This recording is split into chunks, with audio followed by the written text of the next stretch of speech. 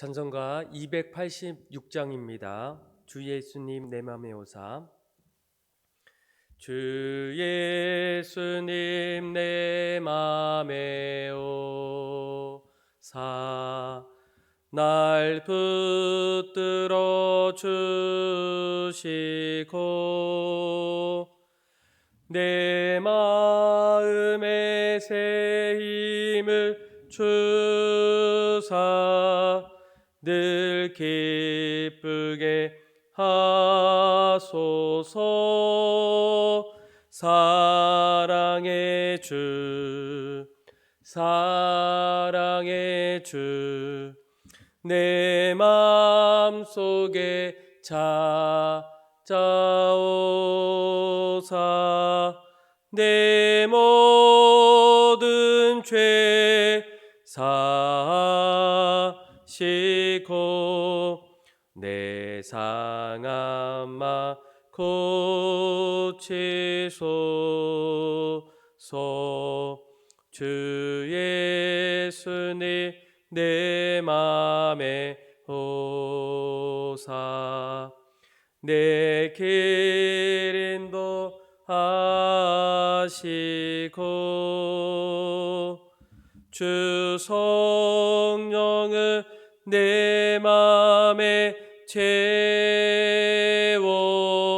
늘 충만케 하소서. 사랑의 주 사랑의 주 내 맘속에 찾아오사 내 모든 죄 사시고 내 상한 마 고치소서.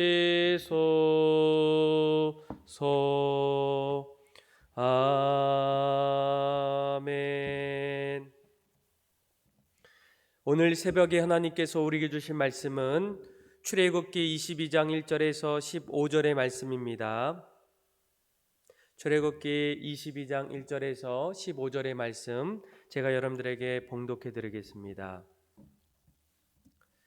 사람이 소나 양을 도둑질하여 잡거나 팔면 그는 소 한 마리에 소 5마리로 갚고 양 한 마리에 양 4마리로 갚을지니라. 도둑이 뚫고 들어오는 것을 보고 그를 쳐 죽이면 피 흘린 죄가 없으나 해 돋은 후에는 피 흘린 죄가 있으리라. 도둑은 반드시 배상할 것이나 배상할 것이 없으면 그 몸을 팔아 그 도둑질한 것을 배상할 것이요 도둑질할 것이 살아 그의 손에 있으면 소나 낙이나 양을 막론하고 갑절을 배상할지니라. 사람이 밭에서나 포도원에서나 짐승을 먹이다가 자기의 짐승을 놓아 남의 밭에서 먹게 하면 자기 밭에 가장 좋은 것과 자기 포도원에 가장 좋은 것으로 배상할지니라. 불이 나서 가시나무에 댕겨 낯가리나 거두지 못한 곡식이나 밭을 태우면 불 놓은 자가 반드시 배상할지니라. 사람이 돈이나 물품을 이웃에게 맡겨 지키게 하였다가 그 이웃집에서 도둑을 맞았는데 그 도둑이 잡히면 갑절을 배상할 것이요 도둑이 잡히지 아니하면 그 집 주인이 재판장 앞에 가서 자기가 그 이웃의 물품에 손댄 여부의 조사를 받을 것이며 어떤 이런 물건즉 소나 낙이나 양이나 의복이나 또는 다른 이런 물건에 대하여 어떤 사람이 이르기를 이것이 그것이라 하면 양편이 재판장 앞에 나아갈 것이요 재판장이 죄 있다고 하는 자가 그 상대편에게 갑절을 배상할지니라. 사람이 낙이나 소나 양이나 다른 짐승을 이웃에게 맡겨 지키게 하였다가 죽거나 상하거나 끌려가다 본 사람이 없으면 두 사람이 사이에 맡은 자가 이웃의 것에 손을 대지 아니하였다고 여호와께 맹세할 것이요 그 임자는 그대로 믿을 것이며 그 사람은 배상하지 아니하려니와 만일 자기에게 도둑 맞으면 그 임자에게 배상할 것이며 만일 찢겼으면 그것을 가져다가 증언할 것이요 그 찢긴 것에 대하여 배상하지 아니할지니라. 만일 이웃에게 빌려온 것이 그 임자가 함께 있지 아니할 때에 상하거나 죽으면 반드시 배상하려니와 그 임자가 그것과 함께 있었으면 배상하지 아니할지니라. 만일 새낸 것이면 새로 족하니라. 아멘. 여러분, 우리가 이 땅을 살아갈 때 예수를 믿고 구원받게 됩니다. 하나님의 은혜를 통해서 이 세상 속에서 하늘 백성으로 살아가기 시작할 때 우리에게 한 가지 중요한 질문이 있게 됩니다. 그동안은 세상에서 내 뜻대로, 내 생각대로, 내가 원하는 대로 살았다면 나를 위해서 십자가 지시고 나를 다시금 새 생명을 주셨던 하나님의 은혜 속에서 구원받는 성도들이 이전과는 이 세상에서 다른 삶을 살아가야 되지 않겠습니까? 믿음의 사람들은 이 세상에서 어떻게 살아가야 할까라는 질문입니다. 구약의 하나님께서 이스라엘 백성들이 애굽에서 노예로 있을 때 모세를 통해서 그들을 구원해 주십니다. 그리고 그들이 애굽을 떠나서 가나안 땅으로 들어갈 때 신기하게도 한 보름 정도 아니면 한 달 정도면 애굽을 떠나서 가나안 땅에 도착할 수 있었음에도 불구하고 하나님께서는 모세를 통해서 40년 동안 광야라는 곳에 그들을 놔두십니다. 이스라엘 백성들 입장에서는 때로는 이해할 수 없어요. 하나님이 우리를 택하셨고 하나님이 우리를 구원해서 하나님의 백성으로 살기를 원할 때 하나님이 왜 우리를 광야라는 곳에 그대로 내버려 두셨을까? 그런데 거기에는 한 가지 이유가 있어요. 만약 그들이 노예로 살았던 애굽의 생활을 뒤로하고 보름 아니면 한 달 정도 지나고 나서 가나안 땅에 들어갔을 때 그들이 정말로 하나님의 백성답게 살아갈 수 있었을까요? 그들은 하나님이 애굽에서 건져내었음에도 불구하고 그동안 수많은 애굽의 습관들이 여전히 남아 있습니다. 또 이미 가나안은 여러 족속들이 그 땅에서 살고 있게 돼요. 아무런 준비 없이 또 아무런 훈련 없이 가나안 땅에 들어갔을 때 그들은 얼마 안 있어서 다시 쫓겨날 수도 있고 아니면 가나안의 노예로 살아갈 수도 있었다라는 거예요. 결국 하나님께서 광야라는 그 자리 속에서 이스라엘 백성들을 하나하나 훈련시켜 주시고 이제 앞으로 하나님의 백성답게 살아갈 수 있는 여러 가지 경건 신앙의 훈련들을 하나님이 그들에게 허락해 주십니다. 오늘 우리가 읽었던 말씀을 보게 되면 광야에서 하나님은 그들에게 10가지 계명을 주실 뿐만 아니라 믿음의 사람들이 세상에서 지켜야 될 규례들을 하나하나 모세를 통해서 말씀해 주고 있어요. 오늘 말씀은 그 중에서 배상에 대한 규례입니다. 살다 보면 이웃들과의 관계 속에서 내가 의도하지 않게 아니면 의도할 수 있게 피해를 줄 때가 있어요. 참 난감할 수도 있고 미안한 마음이 들 수도 있습니다. 이럴 때에 과연 어떻게 해야 될까? 오늘 말씀을 통해서 타인에게 상해를 입힌 경우에 믿음의 성도들이 어떤 모습으로 하나하나 대처해야 되는지를 오늘 말씀은 우리에게 전해주고 있다는 거예요. 일명 타인을 위한 보상법입니다. 오늘 말씀은 주로 3가지를 말하게 돼요.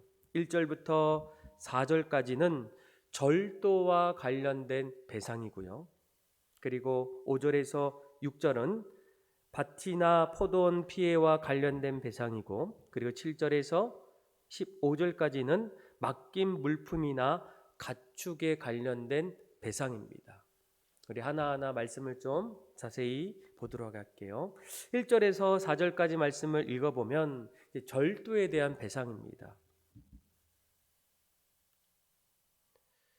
소나 양을 도둑질할 경우에 내가 상대방에게 어떻게 손해를 배상할까? 그런데 잘 보시면 소나 양을 도둑질하여 잡거나 팔면 4배에서 5배의 배상을 하고, 아직 그 소나 그 양이 자기 손에 살아 있으면 2배를 배상하도록 만들게 돼요.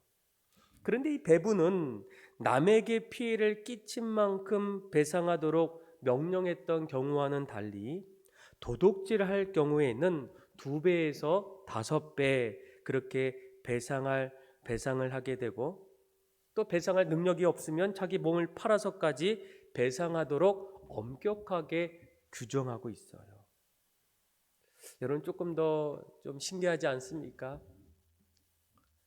가져간 만큼 다시 돌려주면 되는데 2배에서 심지어는 5배까지의 배상을 엄격하게 규정한 이유가 무엇이겠습니까?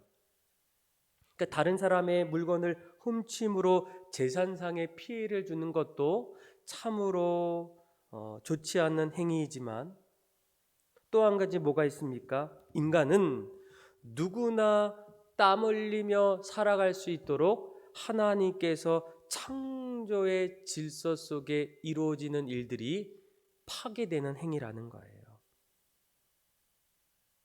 굳이 창조 질서를 말하지 않더라도 사람은 땀 흘리지 않고 살아가면 안 된다는 겁니다.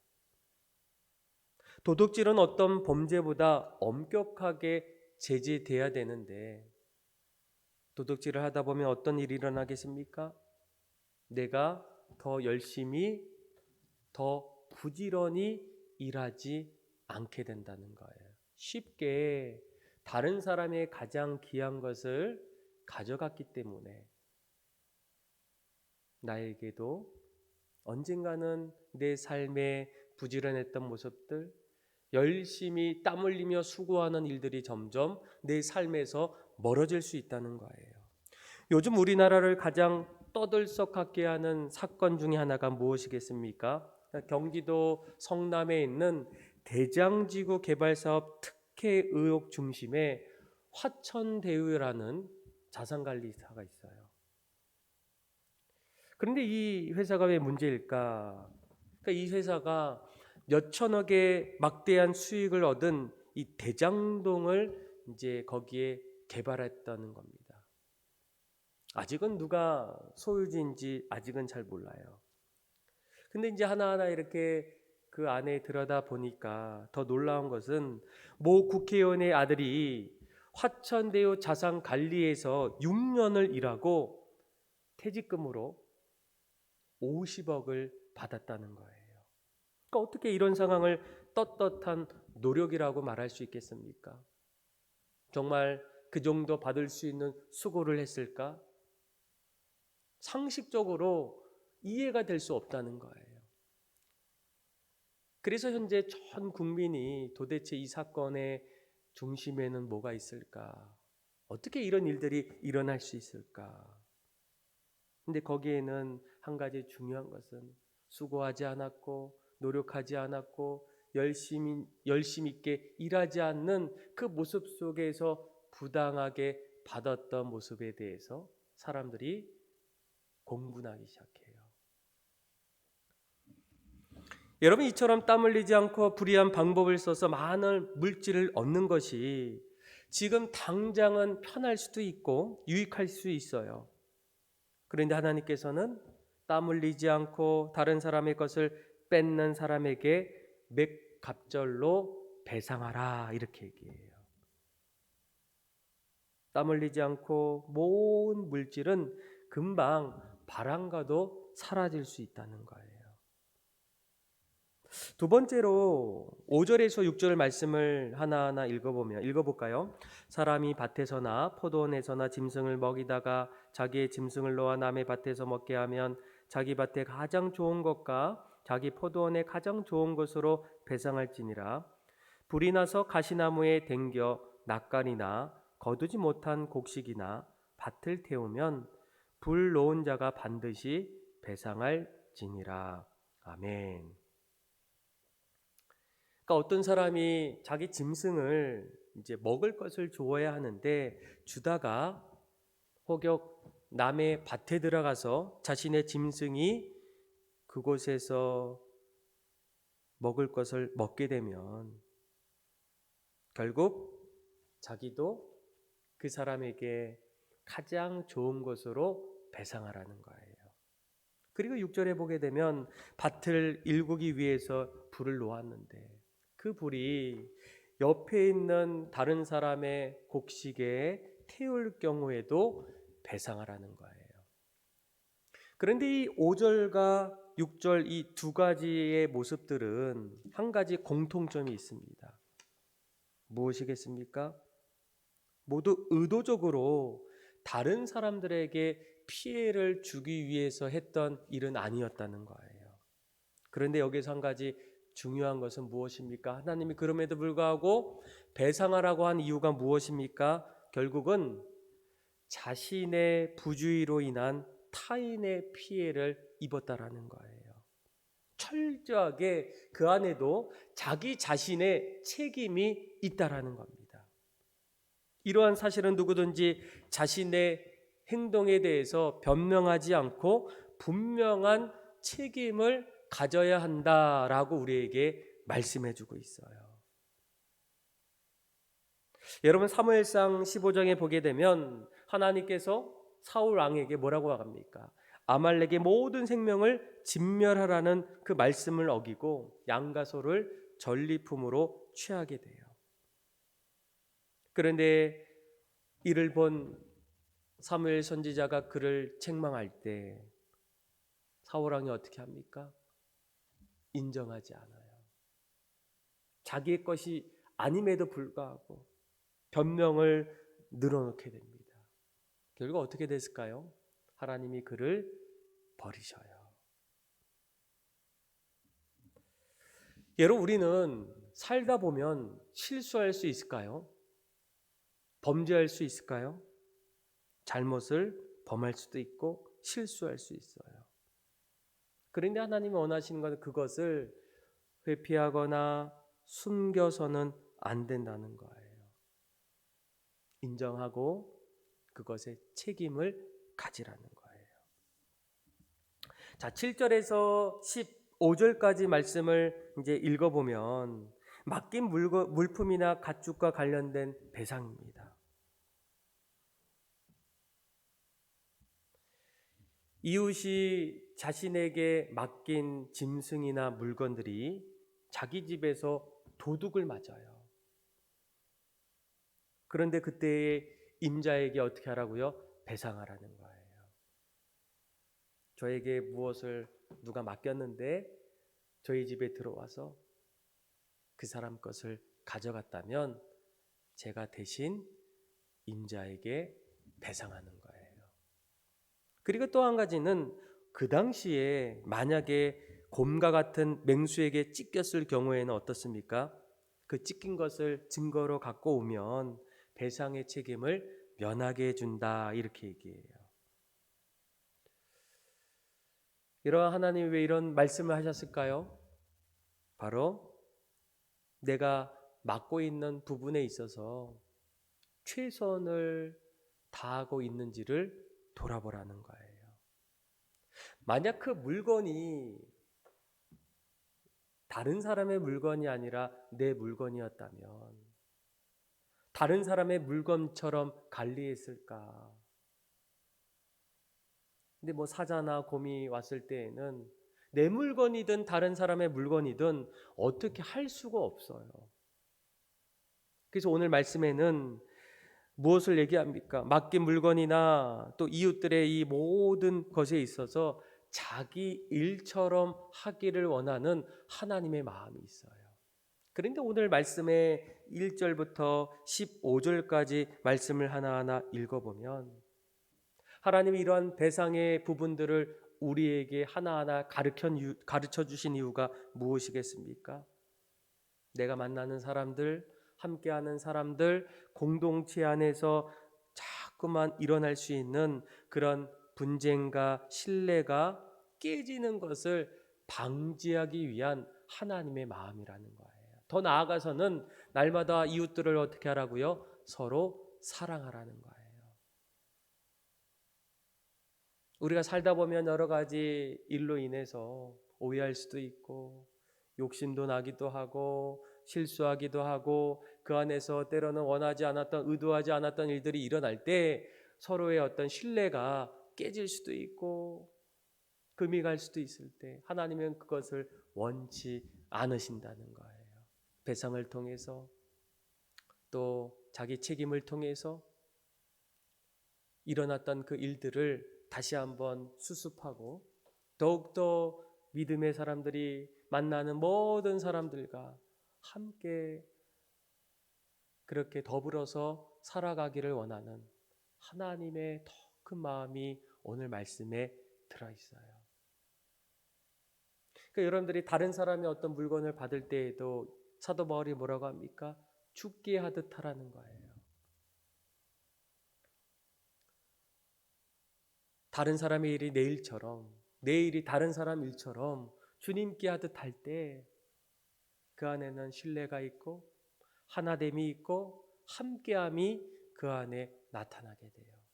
저는 여러분들이 각자의 삶의 자리에서 오늘 말씀을 기억해서 무엇보다도 늘 함께하는 사람들을 존중하고 또 자기의 책임을 함께 기억하고 더불어서 살아감을 통해서 우리 공동체가 날마다 사랑 속에서 하나 되고 하나님 앞에 기뻐할 수 있는 신앙의 공동체가 다 되기를 주님의 이름으로 축원합니다. 기도하겠습니다. 하나님 아버지 감사합니다. 오늘 말씀을 통해서 우리 모든 삶이 타인과의 삶 속에서도 하나 되게 하여 주시고 배려하게 하여 주시고 기쁨으로 모든 일들 함께 감당할 수 있는 은혜도 허락하여 주옵소서. 무엇보다도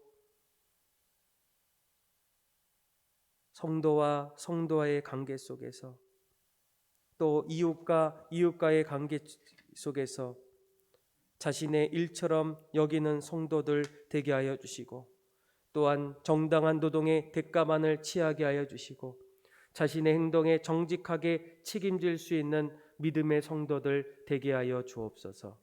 그렇게 우리의 삶을 인도하실 주님을 찬양하며 예수님의 이름으로 기도합니다. 아멘.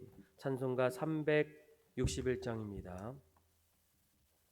기도하는 이 시간 주께 무릎 꿇고 우리 구세 주 앞에 다 나아가네.